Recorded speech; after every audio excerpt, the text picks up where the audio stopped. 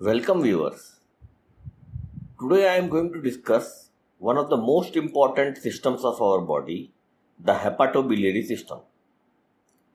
The hepatobiliary system is composed of the liver, gallbladder and biliary tree. They work together to make, store and secrete bile.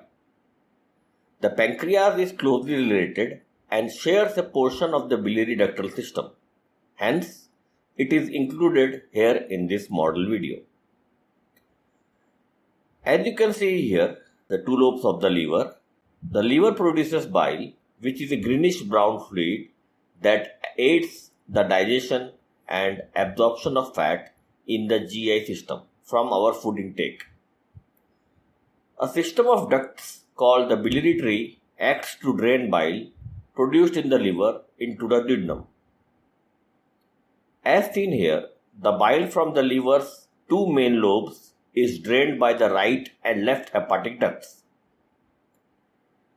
These two ducts are seen uniting to form the common hepatic duct.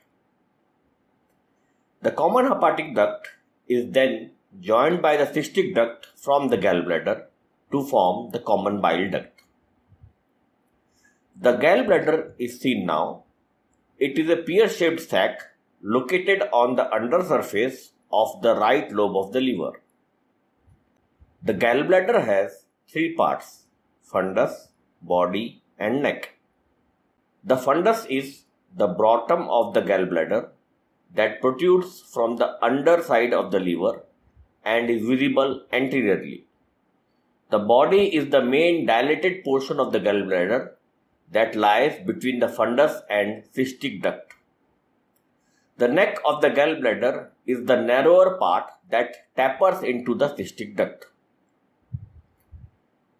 The dimensions of the gallbladder are 3 to 4 inches long and 1 inch wide.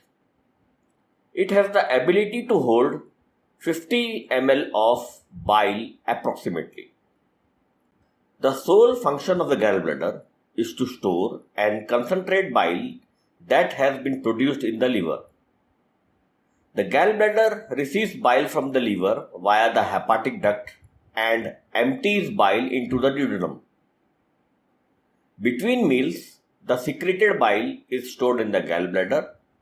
During a meal, the bile is secreted into the duodenum to rid the body of waste stored in the bile, as well as aid in digestion and absorption of fats by emulsifying it.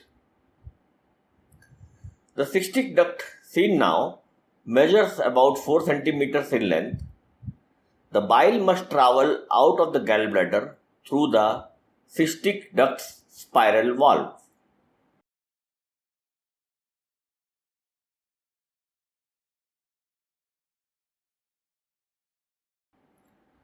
Together, the cystic duct and the common hepatic duct form the common bile duct as seen here.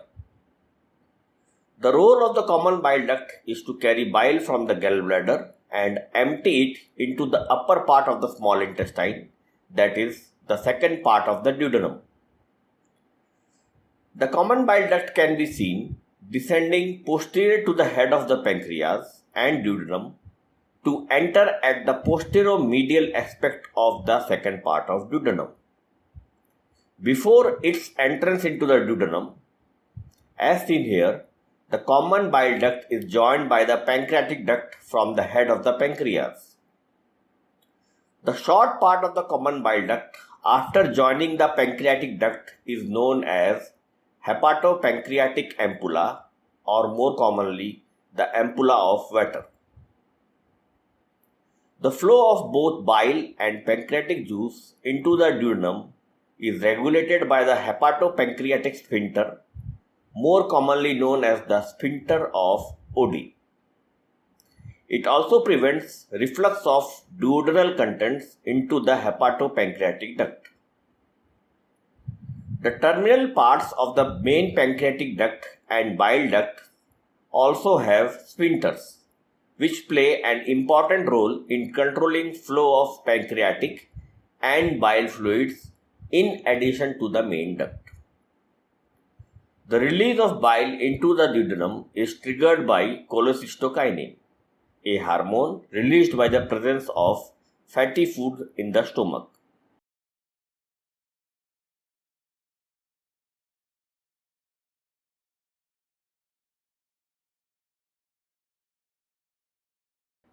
The pancreas can be seen now. It is an elongated flat organ that obliquely crosses the left side of the abdomen behind the stomach. It has the following parts: a head, uncinate process, neck, body, and tail. The head is seen now, which is an expanded medial part of the pancreas. It is seen here lying directly against the descending and horizontal parts of the C-shaped duodenum, which wraps around the head of the pancreas. Projecting inferiorly from the head is the uncinate process. Continuing laterally from the head is the neck, a short structure of approximately 2 cm that connects the head with the body. After the neck, the pancreas continues with the body. Finally, the intraperitoneal tail is the last part of the pancreas. Discussing something about the functions of the pancreas. Pancreas is a powerful digestive organ. Its functions are both exocrine and endocrine. Exocrine function is concerned with production of 3 digestive enzymes: trypsin, amylase, and lipase. Trypsin assists in digestion of proteins. Amylase helps to break down large molecules of starch into smaller molecules of maltose, which eventually are broken down into glucose and stored in the liver. Lipase assists in breaking down lipid into fatty acids and glycerol. These are discharged through the pancreatic duct into the duodenum. The endocrine portion of the pancreas consists of multiple clusters of specialized cells, which are termed the islets of Langerhans. I have discussed about islets of Langerhans in detail in one of my videos of diabetes mellitus. You can refer to that video to learn about the pathogenesis of diabetes mellitus that is concerned with the islets of Langerhans. The endocrine portion of the pancreas consists of multiple clusters of specialized cells, which are the islets of Langerhans. These specialized cells are classified as alpha and beta cells. The function of beta cell is to produce insulin, and the function of alpha cell is to produce glucagon, which are discharged directly into the blood from the pancreas. Insulin and glucagon regulate carbohydrate metabolism. Coming to the pancreatic duct, the major pancreatic duct or the duct of Wirsung is seen here, which is a duct draining the pancreatic juice from the exocrine pancreas into the common bile duct. The pancreatic juice aids in digestion. Most people have just one pancreatic duct. However, some have an additional accessory pancreatic duct, also called the duct of Santorini. It communicates with the main pancreatic duct at the level of pancreatic neck as seen here, and opens into the descending part of the duodenum at the minor duodenal papillae.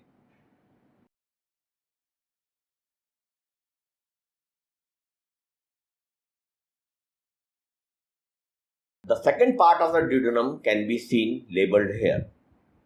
Now I will discuss about the clinical importance of the hepatobiliary system. Normally, the gallbladder walls are quite thin, but often increase in thickness in the presence of inflammation of gallbladder called cholecystitis. An excess of cholesterol, bilirubin or bile salts can cause gallstones to form. Gallstones are generally small, hard deposits inside the gallbladder that are formed when stored bile crystallizes.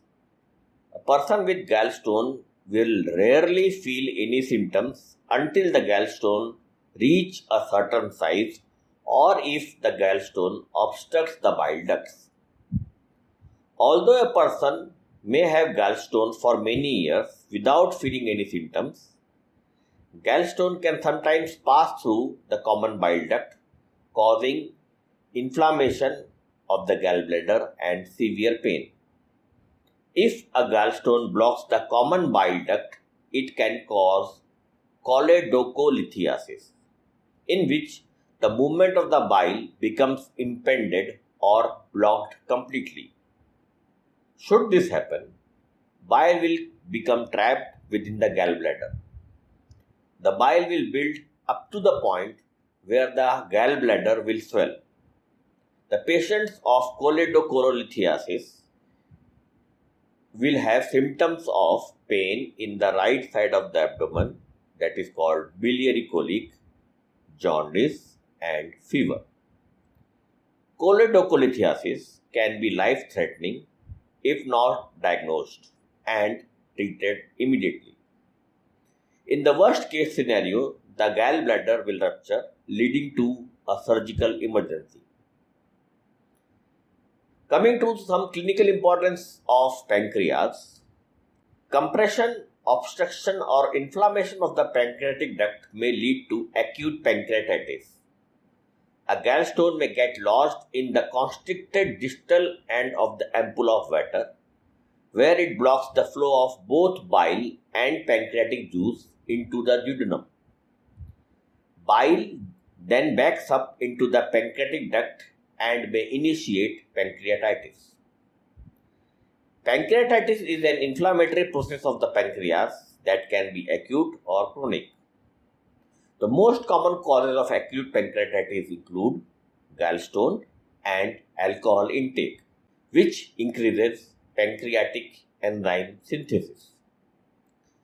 Chronic pancreatitis manifests quite non-specifically or even asymptomatic until the appearance of pancreatic insufficiency.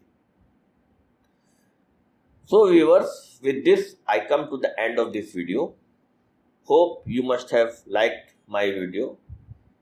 If you have liked my video, then please like, subscribe and share my videos so that I am encouraged to post similar videos. Thank you all.